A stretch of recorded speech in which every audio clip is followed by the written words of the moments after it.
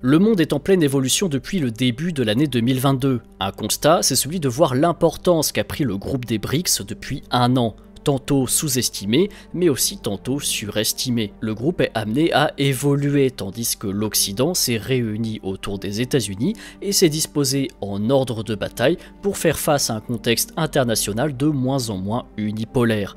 Pourtant, tout reste à faire pour les BRICS, et nous allons voir dans cette vidéo quelques pistes sur les principaux défis qui attendent ses membres, et surtout, les grands défis qui attendent son extension.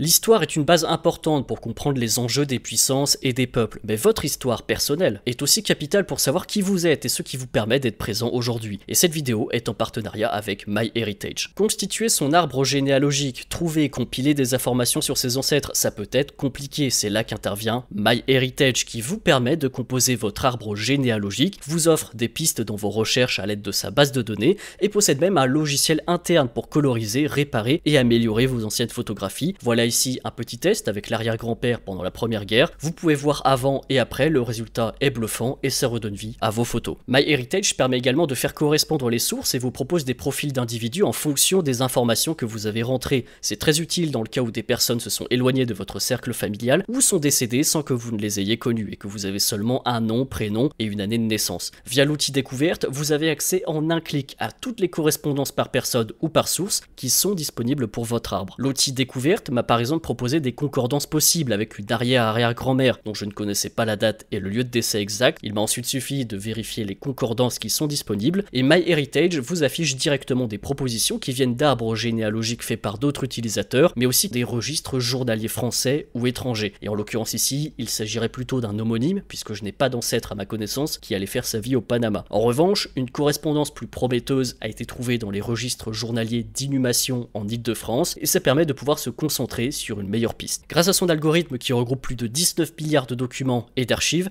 MyHeritage c'est un gain de temps considérable avec une interface facile d'utilisation et des outils de correspondance où il n'y a pas besoin de connaître l'intégralité de ses ancêtres ou avoir une tonne de détails pour commencer la constitution d'un arbre généalogique. Le gros avantage, c'est qu'il y a 14 jours d'essai gratuits qui vous permettent de tester MyHeritage. Le lien pour débuter vos recherches gratuitement et ainsi voir les services proposés est bien sûr dès maintenant disponible en description et en top commentaire. Et je vous souhaite un très bon visionnage. Dans une précédente vidéo sur le monde multipolaire, nous avions dit qu'il y a deux écoles au sein des BRICS. La première est celle de l'expansion du groupe pour servir de contrepoids à des modèles d'alliance occidentale et notamment le G7. Cette position est portée par la Chine et la Russie. La seconde école vise à faire en sorte que l'alliance ne soit pas perçue en confrontation avec les alliances occidentales. Les BRICS seraient donc ici des puissances non alignées, avant tout réunies pour faire du commerce et des échanges, une idée qui est surtout portée par l'Inde et le Brésil. Pourtant, le groupe des BRICS va probablement s'agrandir dans un avenir proche avec de multiples pays qui ont fait une demande d'entrée en 2022. Lors du dernier sommet des BRICS, la Chine a également officiellement proposé que le bloc entame le processus d'expansion et crée des procédures et des critères pour le faire. Les ministres des Affaires étrangères des puissances des BRICS se sont réunis en Afrique du Sud les 2 et 3 juin 2023, tandis qu'une plus grande réunion, qui comprendra les chefs d'État, aura lieu cet été. Le sujet de discussion principal en 2023 est bien sûr l'élargissement du bloc. Il y a quelques mois, au total 19 pays ont exprimé leur intérêt à adhérer à cette alliance. 13 ont fait une demande formelle et 6 une demande informelle. Les pays les plus significatifs qui ont exprimé un intérêt à devenir membres des BRICS comprennent l'Algérie, l'Argentine, Bahreïn, l'Égypte, l'Indonésie, l'Iran, l'Arabie Saoudite et les Émirats Arabes Unis. Et sachez que ce ne serait pas la première fois que le mouvement des BRICS évolue. En 2001, le terme BRIC a été inventé par Jim O'Neill. Ce terme décrivait les pays qu'il considérait comme les principaux moteurs de la croissance économique mondiale en dehors de la fameuse triade occidentale. Ces pays se sont ensuite organisés en blocs, avec un premier sommet en 2009. L'Alliance n'a depuis ajouté qu'un seul autre membre, l'Afrique du Sud en 2010, qui a apporté le S à la fin du nom du groupe, ce qui a donné les BRICS. Tout cela pour dire qu'une extension a déjà eu lieu et qu'il est donc tout à fait possible qu'on puisse voir de nouvelles extensions dans quelques années, voire carrément un changement de nom autour de cette alliance. Alors pourquoi s'étendre? La question de l'extension du bloc, elle se pose depuis que la géopolitique de la Chine et de la Russie est de plus en plus en confrontation avec l'Occident.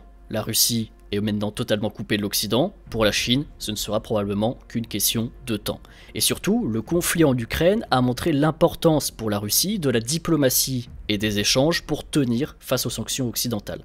Il est donc vital pour les puissances de sécuriser des débouchés pour soutenir leur économie et donc leurs intérêts, d'où l'extension des BRICS pour accroître l'influence économique et politique. Et la Chine et la Russie considèrent les BRICS comme un contrepoids non occidental au G7, qui est le principal forum politique pour les pays occidentaux, qui façonne des politiques diplomatiques ou encore économiques. Le G7 s'est d'ailleurs montré particulièrement soudé en 2022, avec par exemple le prix plafond sur le pétrole russe, des sanctions à destination de la Russie. Il y a aussi la politique d'énergie renouvelable qui vise à diminuer le rôle des hydrocarbures et donc à rejeter les pays exportateurs d'hydrocarbures, ou encore la limitation des transferts technologiques et la guerre des semi-conducteurs contre la Chine. Le groupe a donc étendu son champ d'action et de politique commune comme jamais. Ces politiques du G7 ont donc non seulement visé la Russie et la Chine, mais aussi de nombreux pays en développement qui produisent des hydrocarbures ou dépendent de ces hydrocarbures. Vous le comprenez, au-delà de la question de l'Ukraine ou de Taïwan pour la Chine et la Russie,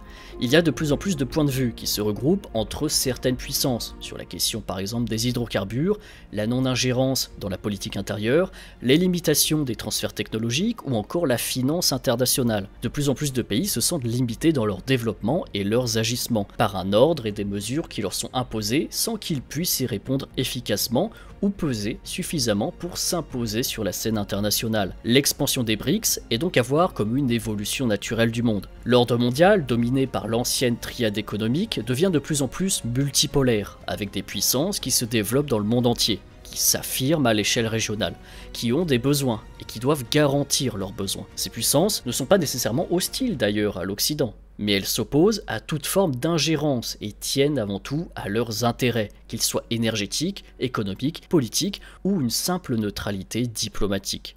Voilà pourquoi ce n'est qu'une question de temps avant que les BRICS n'acceptent de nouveaux membres, et l'ajout de certains membres profiterait clairement au bloc. Par exemple, l'Arabie Saoudite et les Émirats Arabes Unis sont particulièrement susceptibles de rejoindre les BRICS. Cela permettrait au bloc de s'ouvrir au Moyen-Orient. Les deux États arabes du Golfe sont aussi de gros investisseurs. Ces investissements pourraient bénéficier aux BRICS et particulièrement à la Chine et à la Russie qui ont besoin de capitaux, que ce soit pour développer la nouvelle route de la soie ou encore les projets dans l'Arctique ainsi que l'axe nord-sud pour la Russie. Et du point de vue de la Chine, l'ajout de deux grands producteurs de pétrole au bloc pourrait l'aider à sécuriser son accès à l'approvisionnement énergétique. Inversement, les deux monarchies du Golfe sont de moins en moins attirées par l'Occident qui réforme sa politique énergétique et compte utiliser moins de pétrole à l'avenir. Autre candidat clé, l'Égypte est l'une des plus grandes économies d'Afrique, un des États les plus peuplés par rapport à sa superficie avec plus de 100 millions d'habitants. L'Égypte contrôle en plus Suez et a un avenir prometteur devant elle. Mais les défis sont de taille. L'Égypte a constamment besoin d'importer des produits agricoles, elle dépend en partie de l'aide européenne, ses frontières sont tendues avec ses principaux voisins en crise, la présidence d'Al-Sisi s'éternise et l'entente avec l'Occident pourrait être éphémère.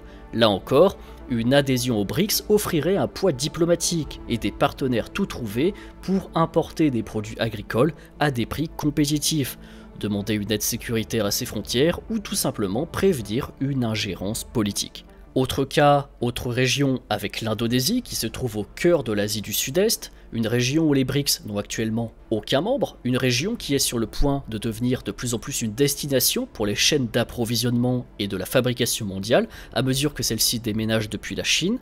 Il y a aussi le Kazakhstan qui a également exprimé son intérêt à rejoindre les BRICS, ce qui permettrait au bloc de s'étendre en Asie centrale, une région qui sert de carrefour vital pour la Russie afin de contourner les sanctions, et pour l'initiative chinoise de la nouvelle route de la soie, et toujours pour importer des hydrocarbures vers la Chine. De l'autre côté, le Kazakhstan est géographiquement enclavé, on a fait une vidéo entière dessus, et il a là une excellente opportunité de briser cet enclavement et de poursuivre une politique souveraine sans se brouiller avec son voisin russe. Et ce ne sont là que des principaux exemples. Il y a aussi l'Algérie qui est un important producteur de pétrole et qui va devoir trouver de nouveaux clients et assurer de nouvelles débouchés.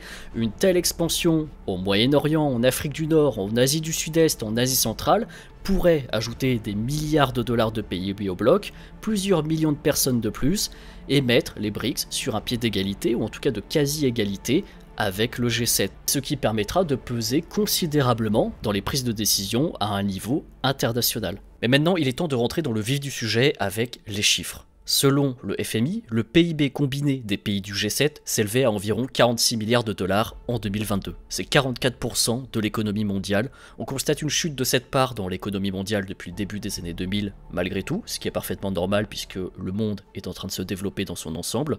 Le PIB combiné, quant à lui, des membres des BRICS, s'élevait à environ 26 milliards de dollars, c'est-à-dire 25% de l'économie mondiale en nominal. Si on regarde le PIB en parité de pouvoir d'achat, le groupe des BRICS a dépassé le G7 en 2021, puisqu'avec cette mesure, le G7 représente 30% de l'économie mondiale et les BRICS 31%. Alors on oppose souvent le PIB nominal ou le PIB à parité de pouvoir d'achat. En réalité, il faut prendre les deux pour avoir une idée claire de la situation. Le PIB permet de mesurer la valeur brute d'un pays sans se poser la question sur les besoins des habitants ou la valeur des devises nationales.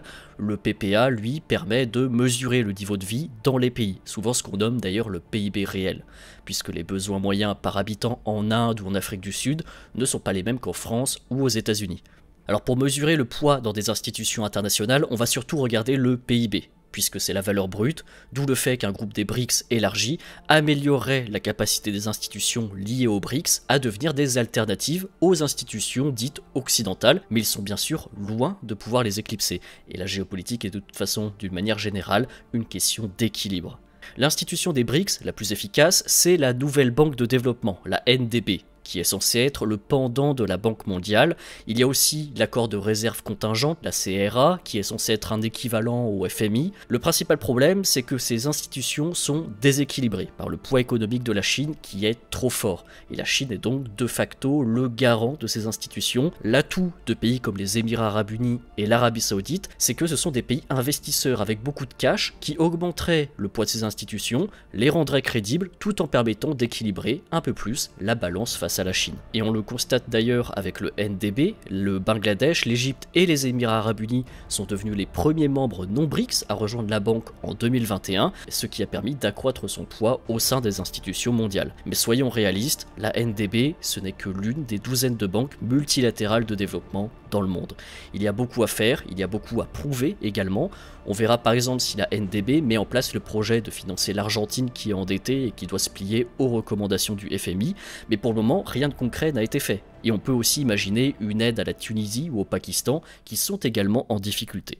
Et en parlant d'aide et d'argent, c'est le moment de faire la transition vers la monnaie des BRICS, qui dit émancipation de l'influence occidentale, ou en tout cas et rééquilibre face à l'influence occidentale et notamment américaine, dit dédollarisation. Les BRICS aident à stimuler le commerce des devises locales, yuan, rouble, roupie, sans même parler d'une éventuelle monnaie des BRICS qui serait dédiée aux échanges d'une monnaie commune. Vous le savez, les États-Unis ont pu exploiter la domination du dollar grâce à des politiques de sanctions qui ont coupé ou menacent de couper les entreprises du système financier à l'international et les entreprises étrangères. Cette vulnérabilité au dollar, elle est devenue de plus en plus une préoccupation, surtout suite aux sanctions contre la Russie. Là encore, la route sera longue. D'une part, les monnaies des BRICS ne sont pas fortes ou trop peu convertibles, ce qui les rend indésirables pour les banques et les entreprises à l'international qui ne veulent pas nécessairement les conserver. Par exemple, la Russie a stimulé l'utilisation du yuan dans son commerce avec la Chine, mais Moscou a été bien moins enthousiaste à l'idée de stimuler l'utilisation de la roupie indienne, puisque la roupie indienne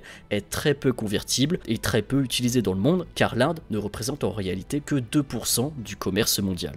Et aujourd'hui, la Russie se retrouve avec un important excédent commercial avec l'Inde, et donc des milliards de roupies qu'elle a accumulés et qu'il faut dépenser. Et ce serait là l'intérêt d'une monnaie des BRICS, pour répondre à cette impasse grâce à une monnaie commune. L'autre solution, c'est que l'Inde fasse accepter sa monnaie, notamment par exemple en Afrique, ce qui pourrait permettre à la Russie d'écouler ses roupies tout en investissant en Afrique. Mais tout ça, ce ne sont encore que des hypothèses. Là aussi se pose la question du poids de la Chine, qui est réticente quant à elle à introduire ses propres réformes pour augmenter la convertibilité du yuan. C'est encore un argument en faveur de l'expansion des BRICS pour diluer la part du commerce qui est trop concentrée sur la Chine, même si sa place sera toujours importante. Mais d'un autre côté, c'est aussi la grande économie de la Chine qui est le principal attrait de l'adhésion aux BRICS. Les pays du Golfe, par exemple, veulent approfondir leurs liens économiques avec la Chine. La Chine est un important marché pour écouler leur pétrole. Or, ces pays ne pourront pas non plus accepter, réalistiquement parlant, une tonne de yuan et une tonne de roupies. Et tant qu'une monnaie commune ou que les monnaies des BRICS ne seront pas facilement convertibles, le dollar restera le maître du commerce, car le dollar est paradoxalement la monnaie la plus flexible et la plus acceptée dans le monde, mais aussi la plus contraignante, car indexée sur la politique américaine. Néanmoins, on assiste à l'amorce de la dédollarisation. Je ne suis pas convaincu que le dollar disparaîtra, encore une fois la géopolitique est avant tout une question de balance et d'équilibre. En décembre 2022, 58,4% des réserves mondiales de change étaient détenues en dollars américains. Et bien en 1999, cette part s'élevait à 71%. La part de la monnaie américaine a donc lentement diminué, que le dollar a surtout diminué à cause de l'euro. Et à titre de comparaison, le yuan chinois ne représentait que 2,7% des réserves mondiales en décembre 2022. Pour résumer, l'extension des BRICS n'est qu'une question de temps.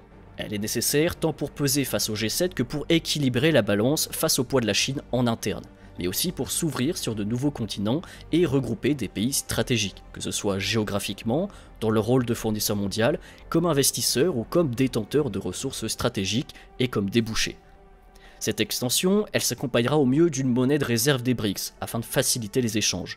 Cette monnaie, elle sera probablement basée sur un panier de monnaies BRICS, les plus importantes. Le problème de cette monnaie sera sa volatilité, puisque de fait, ces devises sous-jacentes sont jugées moins sûres, entre guillemets, que le dollar. Mais c'est là que les pays devront aussi faire un choix, ou diminuer le poids du dollar, ou s'engager dans une nouvelle devise au risque d'échouer. Et le choix des prochains pays membres sera nécessairement fait en fonction de leur engagement sur la dédollarisation. Et c'est ce qu'il faudra observer. Et maintenant, on va conclure cette vidéo avec une petite ouverture. Le principal domaine de coopération qui va fédérer les BRICS et ses candidats, c'est la question énergétique. On en fera sans doute une vidéo à part. L'Arabie Saoudite, les Émirats Arabes Unis, l'Indonésie et l'Algérie sont tous de grands producteurs de pétrole et de gaz et ou des consommateurs de charbon.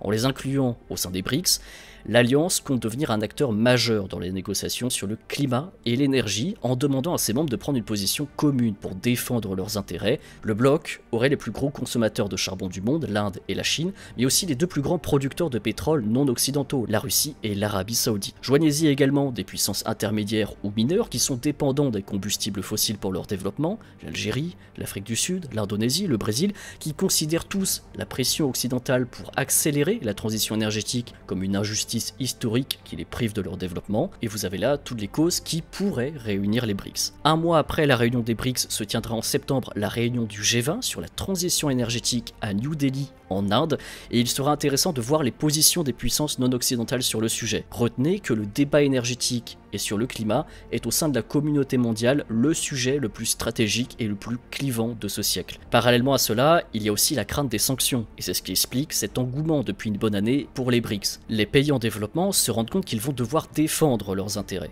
et pour ce faire, peser et fédérer autour d'eux. Bien sûr, à mesure que les BRICS s'étendront, il en sera de même pour les désaccords internes sur diverses politiques, ce qui limitera aussi la cohésion du bloc. Les 5 membres actuels des BRICS partagent déjà des points de vue similaires sur la réduction de la domination du dollar ou de l'énergie.